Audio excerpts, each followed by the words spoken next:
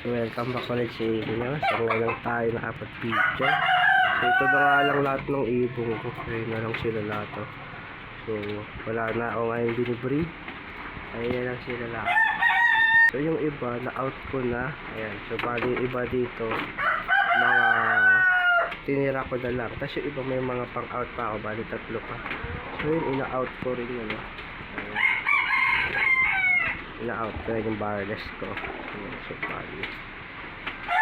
Tapos may bumalik tayo dito ng ibon. Ayun yung blue bat. Isa. Bumalik siya.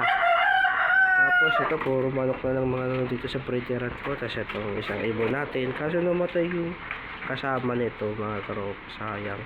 Pero hanapan natin siya ng kapares. Tapos dito sa kabila. Ayan. Puro manok na lang nandito. Ayan, maulan nga ngayon. Walang tigil yung ulan. Ayan. So, lang yung update ko. Tapos may itlog pa doon. Ayun. Kaso, pinalitan ko ng itlog ng sirama. So, hindi ko na pinapadami kasi yung kalapati ko. So, itlog nun, tinapon ko na. So, wala rin naman si Emilia yun.